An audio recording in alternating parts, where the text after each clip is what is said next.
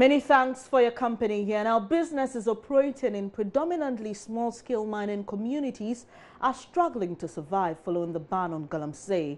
Entities which were booming at the peak of mining operations have had to fold up or risk collapse. Early this year, government ordered a halt in small-scale and illegal mining in a bid to stop the destruction caused by miners. The move is to enable reclamation of water bodies and land. In the Amasia West district of the Ashanti region, mining is virtually the only business on which the local economy thrives. Life in the various communities was very vibrant as new businesses sprung up every now and then. All that has changed for the worse, and many of the towns are being deserted. This microfinance is one of the hardest hit by the effects of the ban on mining. Officials said they are sometimes hardly able to mobilize up to 20 cedis deposit a day. Enoch Boachi is the manager. People were saving. In a day, you could receive about 10,000 as deposit. You could receive from one customer. You could receive 5,000 from one customer. You could receive down to about 500 Ghana cedis a day from one customer. So, you know, in a day you could receive about 20,000 thereabout as deposit. Then you could also grant loans to customers. We realized that within that period, repayment was very good, very, very good, because business to them was booming. But recently, you need to run to the court for assistance before you could trace them, because when you go through, it's not basically their fault. The person was actively working, but nowadays he or she is no more working. Even those working, business is not moving. People are not buying. Those who are selling, people are not buying. So you can go stay with the person for about an hour. You realize that nobody will come there to buy anything, all in the name of this galamsey. Other financial institutions, including rural and commercial banks, also feel the heat. Patrons of this market at Manson, which used to be bubble with activity sometimes late into the night, now have what they consider unpleasant stories to tell. The ban on small-scale mining has negatively affected patronage of our goods here in this market. Before then, business was booming, but now there's no money in the system. When I come here, I sit idle and go back home with just a few cedis.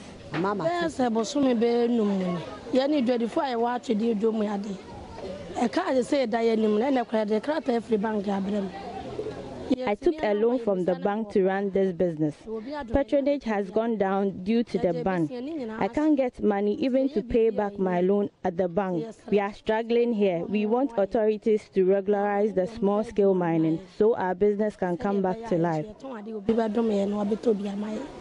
Miners who have been jobless for the past 5 months cannot wait for the 6-month period to elapse so they know their fate. Here is Bismarck Okra, leader of the small-scale miners in Manson Kwanta.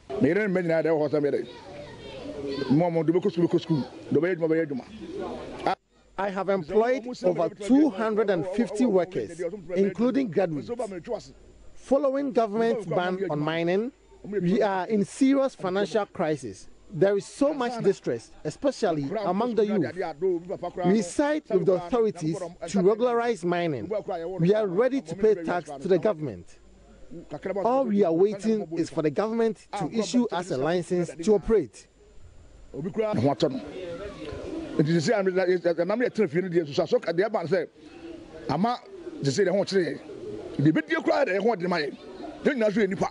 Traditional authorities believe alternative livelihood will bring business back to life.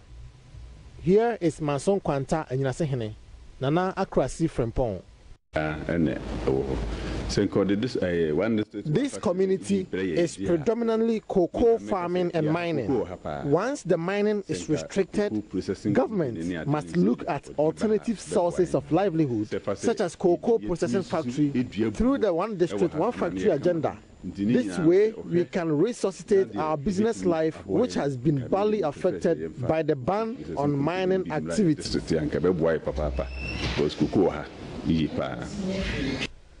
District Chief Executive William Bediakwa Sante restates government commitment to job creation through alternative sources of livelihood for residents. To put in their best so that their livelihood will be sustained, especially with the clampdown on Galamsey. And I can say that it is one of the reasons why today we have been able to do what we did.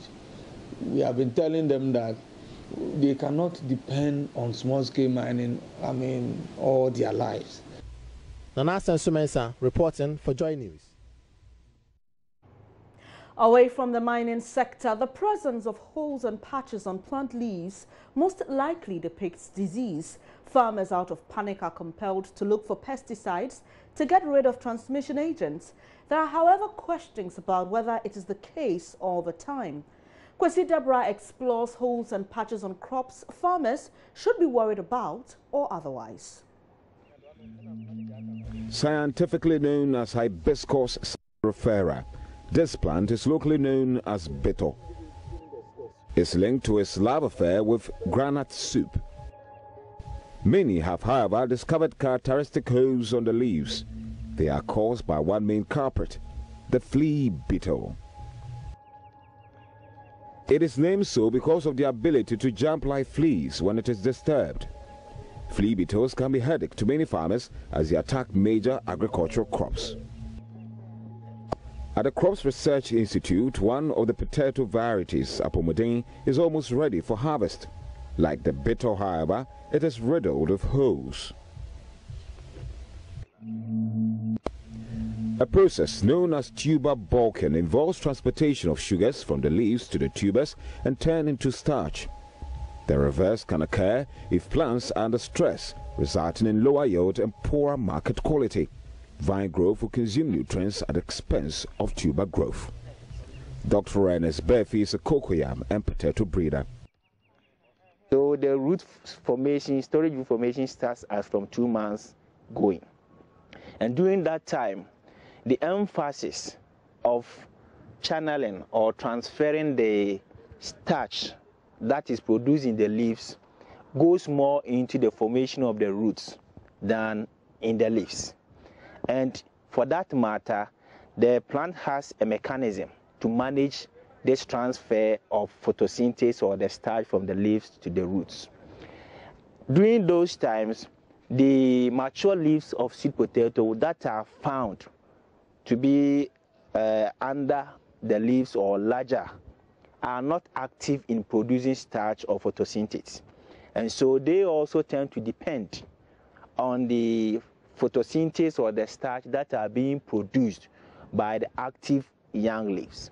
And so for the plant to make sure that it's feeding less people in this case, and it tends to cause the older broader leaves to die.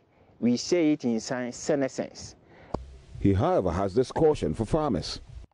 If you're a sweet potato producer and you see that, and you think that you are not so much sure of what is happening, you could also get to your nearest agric extension officer or let your scientists know. The experts will come and then they will carve your nerves for you to have a successful sweet potato production. Reporting for Joy News, Kwesi Deborah. Now to the health sector. Authorities of the Ankaful Psychiatric Hospital say they are likely to refuse admissions to new patients and send those already on admission home if government does not provide them with funds.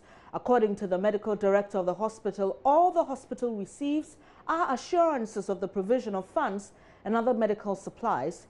The acting clinical coordinator of the hospital says suppliers are on their neck to pay back the supplies of many years. The whole of this year, according to them, nothing has been given to feed and fund activities of the hospital. Let's speak now to Richard Kojonyako for some clarity. Hello, Richard. Good afternoon. Hello, Richard. Hello, Richard, if you can hear me, where was the acting clinical coordinator speaking when he made this revelation? We seem to be having some challenge there, reaching Richard Kojo Nyako, Central Regional Correspondent, for some details on this matter. Hello, Richard, can you hear me? Hi, Richard. Well, unfortunately, there seems to be some challenge there, but the news coming in from the Ankaful Psychiatric Hospital is that they haven't received any funds for this year. We'll be bringing you some updates on this particular issue in subsequent bulletins. Now, police in Sotom are calling on the youth of Capitol Hill, a suburb of that community, to exercise patience as investigations into the murder of Misbah Mohammed, a member of the community, continues. The youth of Capitol Hill last week began attacking Nigerians at random after it was discovered that Misbah was murdered by a Nigerian.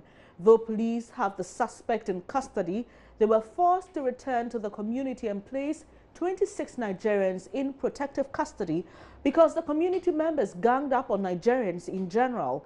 They insist the alleged murderer was not working alone. Na Nigeria ni womu no enye ono kwa ne babedi sa abone no wo ba kes e wo no ho a omu no ba bi omu wo bia ne etuo kan omu afro pap se me kire mo club baako a eno no sei no boys no sa Nigeria boys no ade na munja asem no ma police phone di na sisi a mo to share Nigeria phone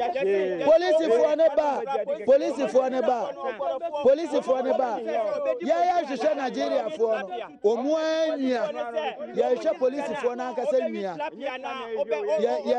ya share Nigeria ni no wono aka say nya ni ya busa ni say ehfa ana wono no onua no wo enya se bia ye kwakọ ye gidigidi oma omure afie onom no onom de satam na meni obi ba me decision na me take ni say me follow police car ba bia omo ye invest a number of Nigerian mochi mo bom omo Nigeria ni ye hu no ye de nyamia ni nukrenie ye hu say ade say ye hu say Nigeria ni say ejina say dia ye kasa na ke the best pair na dia na ke yeboa because a youth ana omonam ana omukodi sa abone no you are part of it. So what you say? Meanwhile, family of the murdered Misbah Mohammed are appealing to the youth of the community to exercise patience and cooperate with the police as investigations continue. We were there this morning and then our mother called us that there was an incident that our brother has passed on. So as Muslims, we have to quickly come and then see exactly what happened. So what we did was to go to the mortuary. Since he's a Muslim, we need to get the body and then do the burial.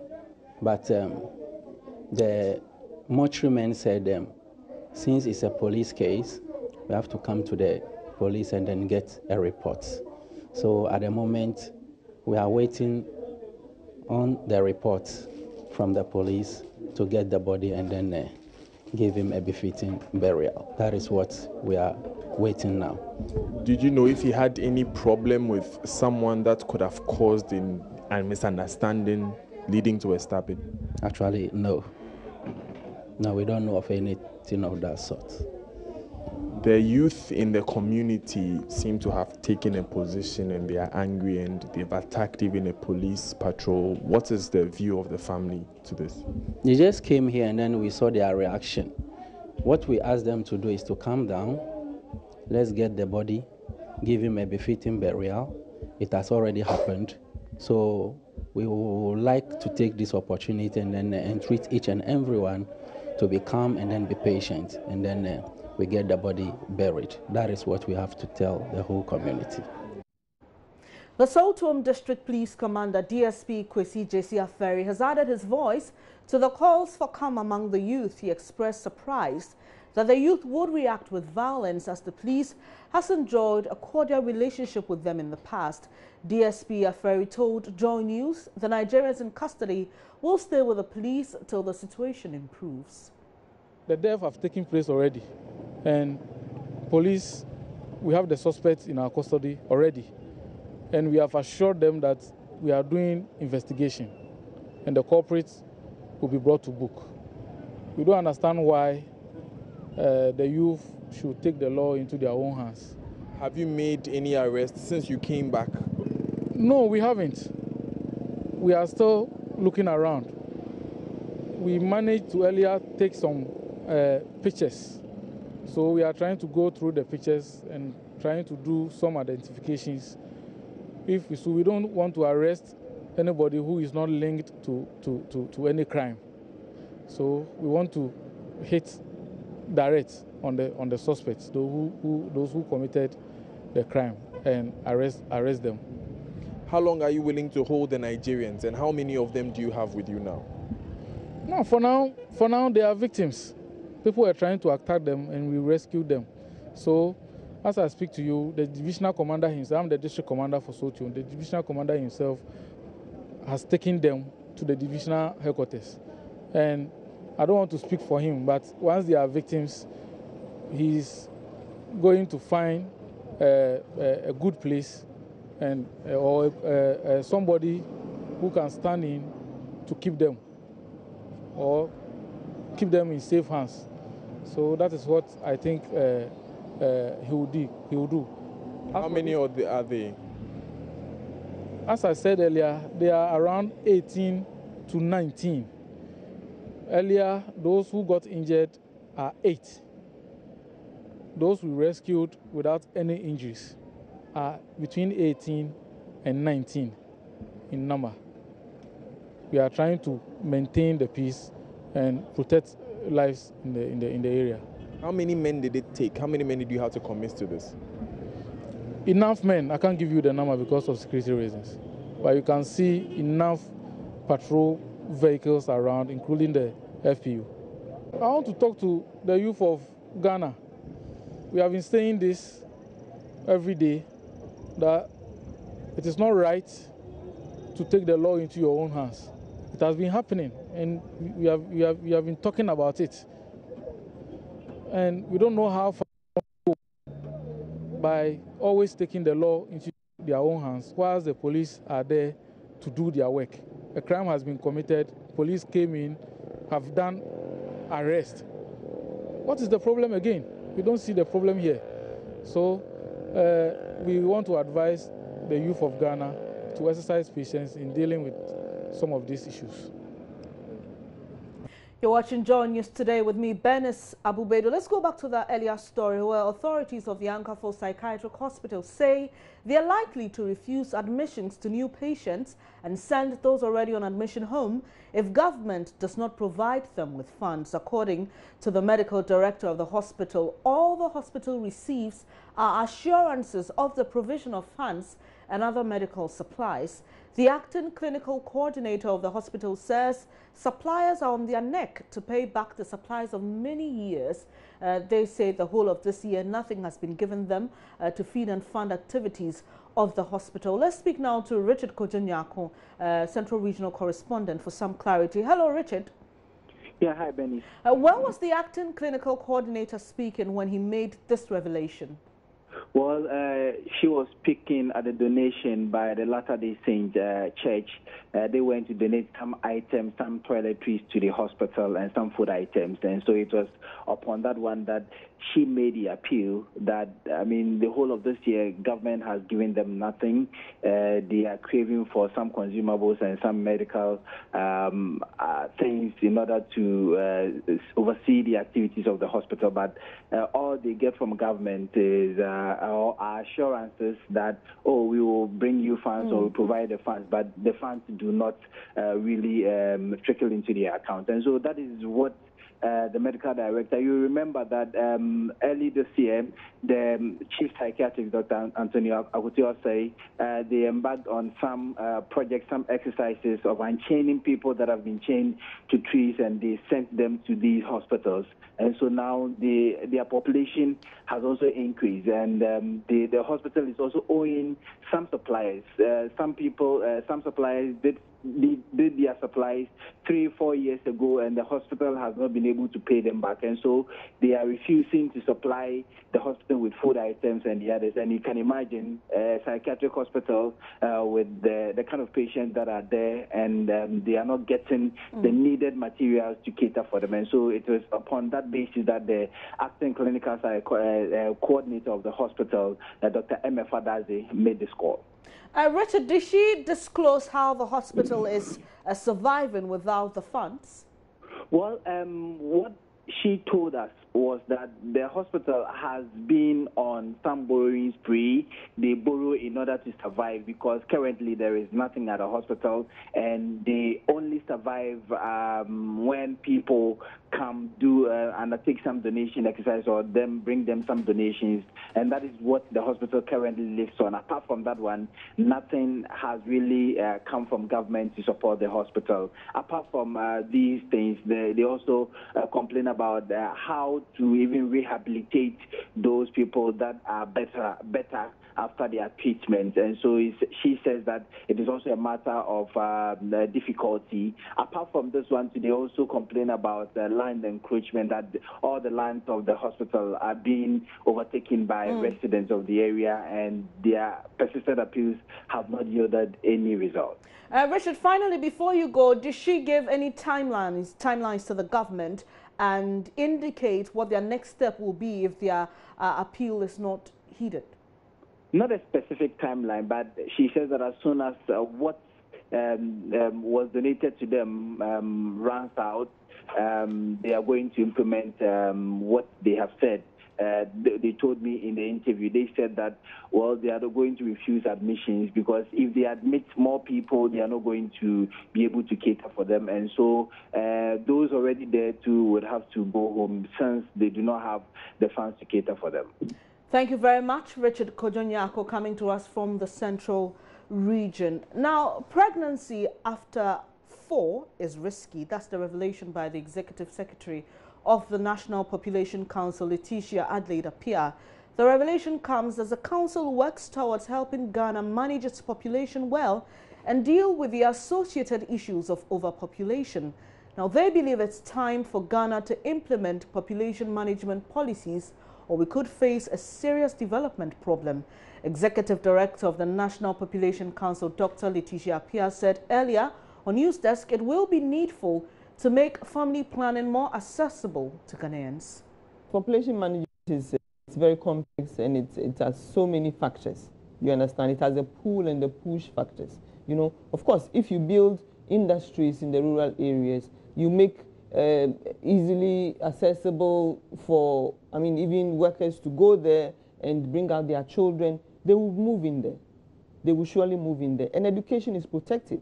If we are able to keep children in school to get to secondary school level, it brings down the fertility, it increases the human resource base and the skills. You get it. But then, because the population is so youthful, per Ghana Education Service statistics, we have about 20,000 primary schools and 13,000 GHS schools. So then, where are the rest going to? So it means we really have to plan. Population should not just be at the demand side. We just at times treat it at the demand side. So there are so many people, why not build a lot of this, why not do this, why not do, but the supply side. Those who have developed manage the supply side of population in addition to the demand side. But they also do it by things like legalizing abortion and what have you.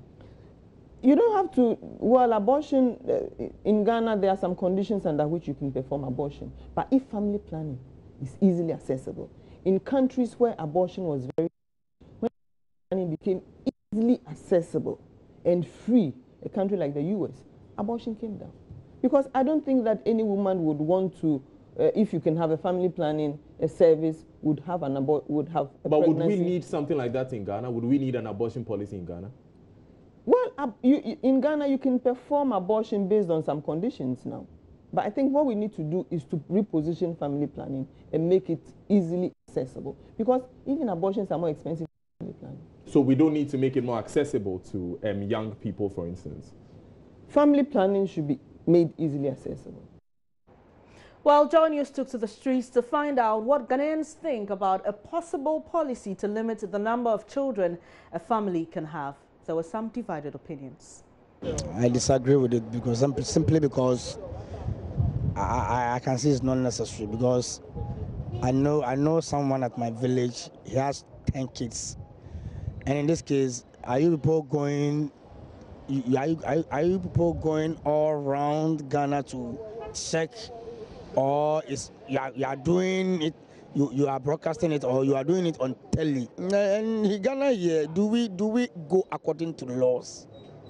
We don't go according to laws. So if you made that kind of policy as a mandatory policy, I believe it's not going to work. But I believe that people should rather be educated to know that this is the economy, and that the parents should also be aware that if they want a better future for their children, there's the need for them to be educated. And education is it's expensive. This law is good, yeah. For everybody have 4 kids. I think that is better than you have so many children. Well, I agree with the law. Yeah, I agree with the law. It will help, yeah. Some places like Bukun and Chokot, it is too congested.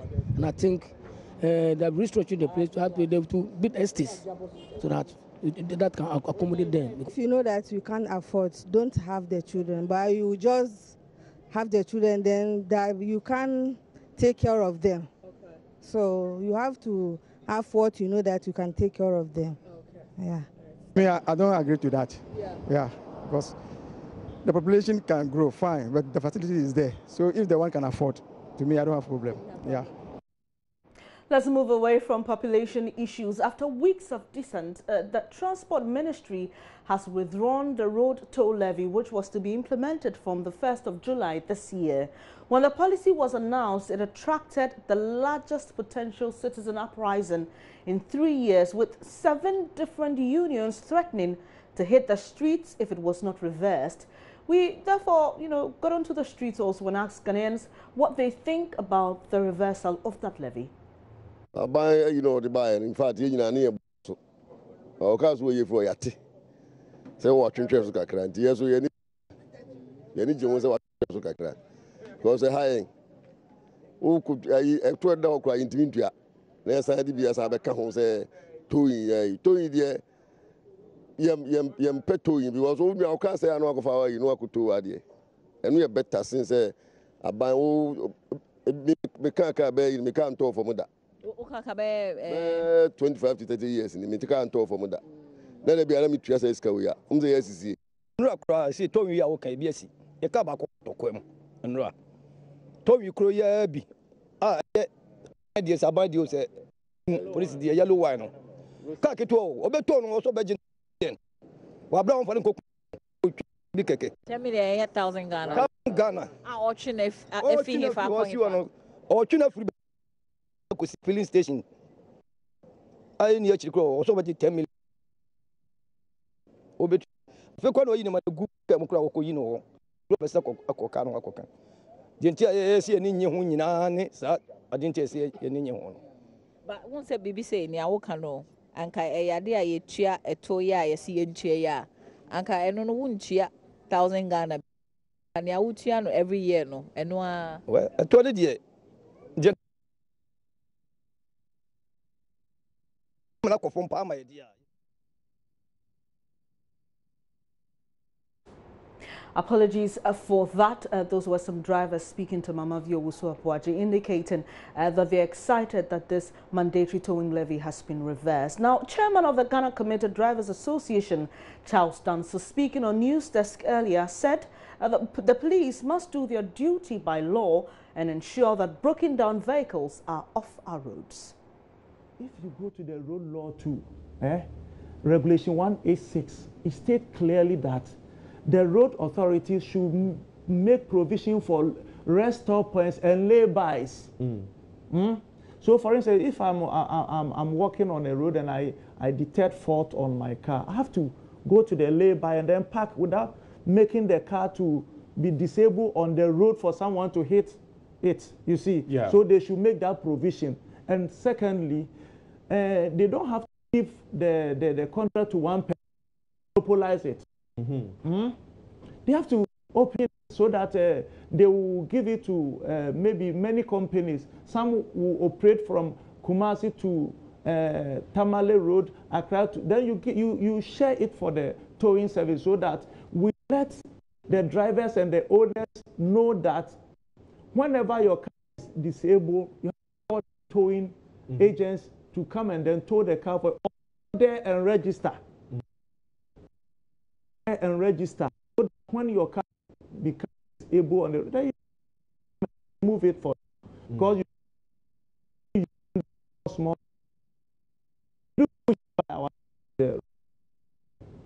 So in your current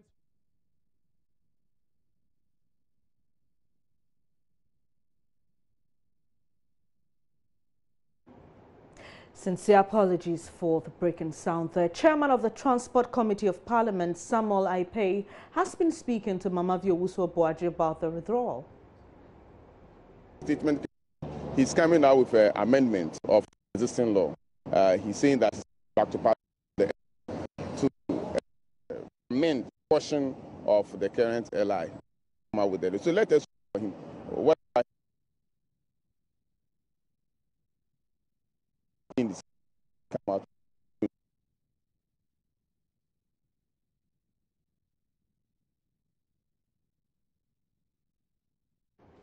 Thanks for staying here on Joy News today. We'll take a quick breather. We'll bring you more stories. Please stay with us.